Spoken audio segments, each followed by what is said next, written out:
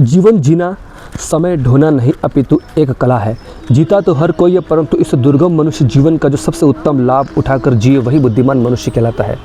जो सोवत है सो खोवत है, जो जागत है सो पावत है। ये पंक्तियाँ वैदिक दिनचर्या से संबंधित है।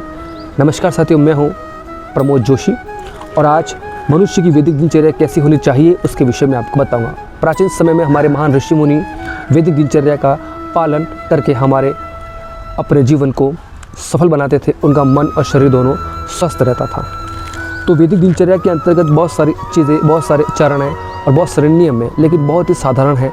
अगर उन नियमों का पालन हम प्रतिदिन करने लग जाए तो हमारी दिनचर्या सफल रहेगी, जीवन सफल रहेगा और मन और शरीर दोनों स्वस्थ रहेंगे। वैदिक दिनचर्या के अंतर्गत प्रथम चरण में ब्रह्म मुहूर्त आता है, यानी कि ब्रह्म मुहूर्त में हमें सुबह जल्दी उठना चाहिए। यानी कि ब्रह्म मुहूर्त का समय होता है सूर्य उदय होने से 1.5 घंटे पहले का समय। महर्षि वाग्भट्ट के द्वारा लिखित ग्रंथ अष्टांग हृदय के सूत्र स्थान 2.1 में लिखा है, जो साधक अपने स्वास्थ्य, बुद्धि और सुख को सदा बनाए रखना चाहता है वह प्रातःकाल ब्रह्म मुहूर्त में अचूक उठ जाया करते हैं। ब्रह्म मुहूर्त को 8 प्रहरों का राजा कहा गया। इस समय बिस्तर को त्यागना चाहिए।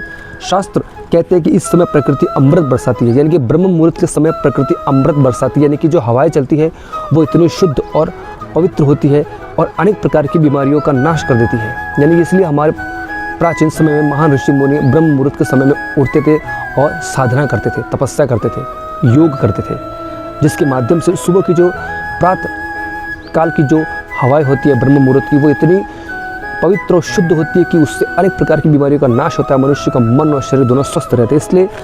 इसलिए बताया गया है कि इस समय की प्रकृति अमृत बरसाती है।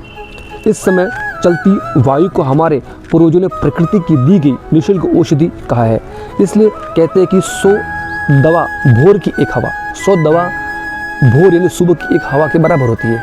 100 दवा खाने से बीमारी का इलाज होता है। अगर सुबह की एक हवा का आनंद आप लेते हैं तो अनेक प्रकार की बीमारियों का लाभ होता है। तो सुबह जल्दी ब्रह्म मुहूर्त में उठें और अपने जीवन को, अपने मन और शरीर को स्वस्थ बनाएं, जीवन को सफल बनाएं।